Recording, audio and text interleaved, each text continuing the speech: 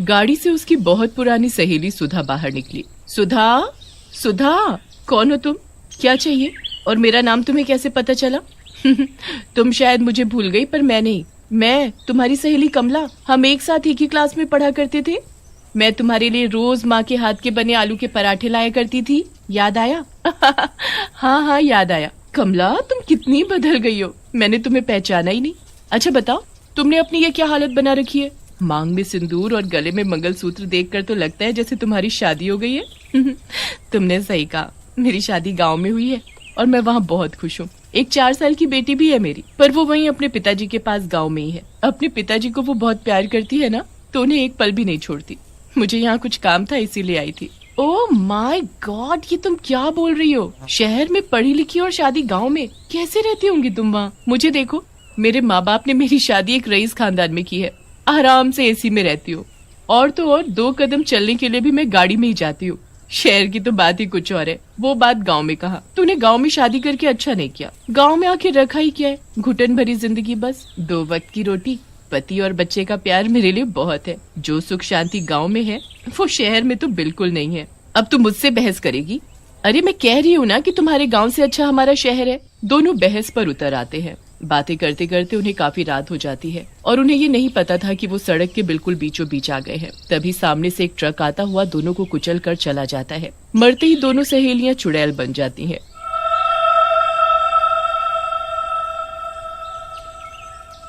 एक शहरी चुड़ैल, दूसरी गांव की।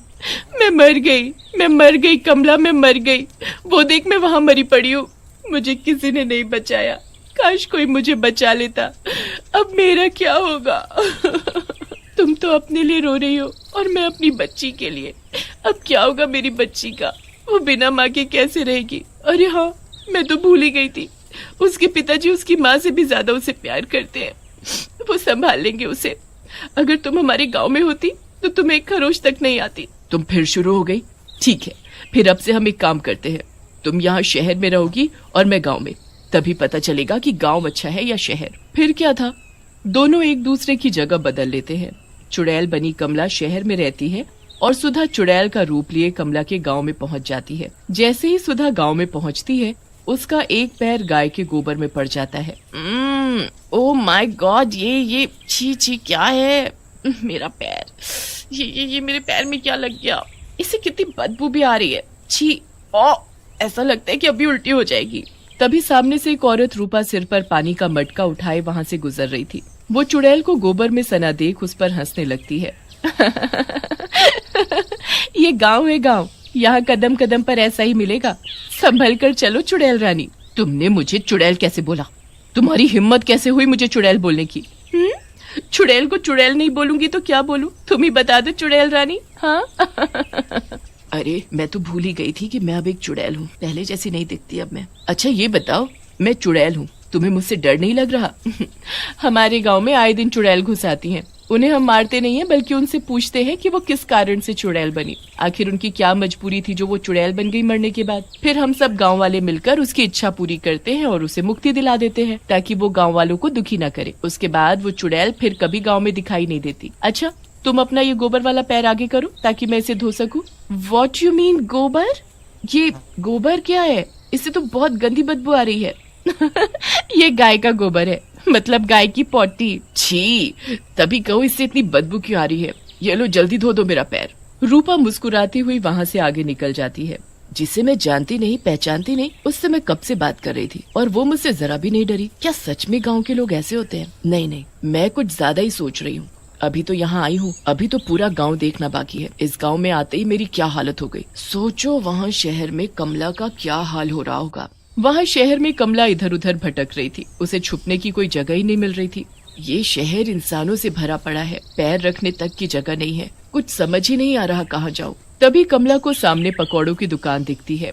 वो सीधी वहाँ घुस जाती है। भैया, क्या मुझे थोड़े पकौड़े दोगे? बहुत भूख लगी है, इसके मैं तुम्हें पैसे भी दूंगी। हाँ, क्यों नहीं। मैं भी तुम्हें कोई फ्री में तो दूंगा नहीं है, पैसे तो देने ही पड़ेंगे। जैसे ही वो भैया सिर उठाकर चुड़ैल को देखता है तो उसे देखकर डर से थर थर कांपने लगता है। तुमने पहले क्यों नहीं बताया कि तुम चुड़ैल हो? मैं तुमसे पैसे ही नहीं मांगता है। तुम ये पकोड़े फ्री में खाओ, पर मुझे मत खाना, चाहे तो सारे खा लो। पकौड़े वाला भैया तुरंत वहाँ से भाग खड़ा होता है और एक तांत्रिक को अपने साथ बुला लाता है। वो देखो, वो रही चुड़ैल। मेरी दुकान पर चुड़ैल ने कब्जा जमा लिया है। बाबा, अब आप इसे अपनी तंत्र विद्या से भगा दो। आपको जितना पैसा चाहिए मैं तुम्हें दूंगा। हाँ? ऐसी पता नहीं कितने ही चुड़ैलों को हमने भस्म किया है। ये चुड़ैल हमारे सामने कुछ भी नहीं है, अभी देखो। तांत्रिक थैले से भस्म निकालता है और मंत्र पढ़ने लगता है। नहीं नहीं, ऐसा मत करो, मैंने तो किसी का कुछ नहीं बिगाड़ा। फिर तुम लोग बिना वजह मुझे क्यों तड़पा रहे हो? इससे पहले कि ये तांत्रिक मुझे भस्म करे, मुझे यहाँ से गायब होना होगा। चुड़ैल फौरन वहाँ से गायब हो जाती है और किसी के घर पहुँच जाती है। अगर मैं थोड़ी देर और वहाँ रहती तो उस तांत्रिक ने मुझे भस्म ही कर दिया होता, पर ये मैं कहाँ आ गई? चुड़ैल मनोहर के घर में थी। मनोहर जैसे ही नींद से उठता है, उसकी पत्नी उसके लिए कॉफी लेकर आती है और मनोहर के हाथ में थमा देती है। चुड़ैल चुपके से ये सब देख रही थी। छी, कितने गंदे लोग हैं ये, बिना हाथ मुंह धोए बिना नहाए कैसे बिस्तर में ही चाय पी सकते हैं? हमारे यहाँ तो उठते ही सबसे पहले नहाते हैं और उसके बाद पाठ पूजा, फिर जाकर चाय पानी करते हैं। और यहाँ देखो, मुझे तो पहले ही शहर पसंद नहीं था, इससे तो हमारा गांव अच्छा है। यहाँ चुड़ैल कमला और वहाँ चुड़ैल सुधा भटक रही थी। सुधा अपनी मस्ती में यहाँ वहाँ देखती हुई जा ही रही होती है कि तभी उसकी नजर कुछ खेलते हुए बच्चों पर पड़ती है। ये देखो गांव के बच्चों को। हमारे शहर में बच्चे सुबह उठकर स्कूल जाते हैं और यहाँ गांव के बच्चों को देखो, मिट्टी में खेल रहे हैं। कोई पढ़ना वढ़ना नहीं है इन्हें, दिन भर बस उछल कूद। तुम बच्चे यहाँ क्यों खेल रहे हो? स्कूल क्यों नहीं जाते? ये तो चुड़ैल है। माँ, बचाओ। राजू डर मत, मैं हूँ ना, मैं तुझे कुछ नहीं होने दूंगी। तुम बच्चे स्कूल क्यों नहीं जाते बताओ, नहीं तो मैं तुम सबको कहाँ जाऊंगी। 2 दिन से हमारी मैडम गायब है, उनके बिना हम कैसे पढ़े, इसीलिए हम सब यहाँ खेल रहे हैं। गायब है? पूरे गांव में क्या एक ही मैडम है तुम्हारी? हमारे शहर में तो कितने सारे स्कूल हैं, उनमें पढ़ाने वाली कई टीचर भी होती हैं। और यहाँ देखो। अच्छा, तुम्हारी मैडम का नाम क्या है? बस फिर क्या था, मैडम का नाम सुनते ही चुड़ैल चौंक जाती है। वहाँ पूरे शहर में भटकने के बाद कमला अचानक सुधा के घर पहुँच जाती है और सामने दीवार पर उसकी तस्वीर देखकर चौंक जाती है। ये तो घर सुधा का मालूम पड़ता है। हाँ, ये सुधा का ही घर है। उसकी तस्वीर यहाँ है तो उसी का घर होगा ना ये। पर घर में कोई दिखाई क्यों नहीं दे रहा है? तभी उसे घर में कोई आदमी घुसता हुआ दिखाई देता है और साथ में कोई औरत भी होती है। अच्छा हुआ जो वो सुधा अपने आप ही मर गई और मुझे उससे छुटकारा मिल गया, नहीं तो हम दोनों एक दूसरे से कभी नहीं मिल सकते थे। बिल्कुल सही कहा पतिदेव, उसके मरने के बाद ही तुम मेरे हो पाए। अगर वो नहीं भी मरती ना तो मैं जरूर उसे मार देती। चुड़ैल चुपके से सब देख रही थी। वहाँ सुधा कमला का नाम सुनते ही बच्चों से उसके घर का पता पूछती है और वहाँ जाती है। वहाँ उसके पति सुभाष और बच्ची को देख हैरान रह जाती है। वो अपनी बेटी की पूरी देखरेख में लगा था। चुड़ैल ये सब देखकर वहाँ से चली जाती है और कमला को याद करती है। तभी कमला उसके पास वहाँ आ जाती है। मैं तुम्हें ही याद कर रही थी, अच्छा हुआ तुम आ गई। मैंने तुम्हारा पूरा गांव देखा और देखकर ये ही पता चला कि यहाँ ऐशो आराम भले ही नहीं है, पर यहाँ के लोग बहुत अच्छे हैं। खुली हवा में सांस लेना कितना अच्छा लगता है। शहर भी इतना बुरा नहीं है जितना मैं सोच रही थी।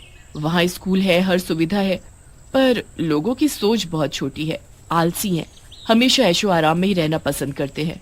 और हाँ, एक बात तो मैं तुम्हें बताना ही भूल गई। मैं तुम्हारे घर गई थी, तुम्हें मरे हुए 2 दिन भी नहीं हुए कि तुम्हारे पति ने दूसरी औरत से शादी कर ली। वो अब वहीं तुम्हारे घर में रहती है। सुधा ये सब सुनकर रोने लगती है। कमला उसे जैसे तैसे चुप करा देती है। मेरा पति बेईमान निकला, पर कमला तुम्हारा पति और बच्ची बहुत ही अच्छे हैं। तुम्हारा पति अपनी बेटी की बिल्कुल माँ के जैसे देखभाल करता है और गांव के लोग वो भी बहुत अच्छे हैं। गांव की खुली हवा में सांस लेकर बहुत सुकून मिल रहा है।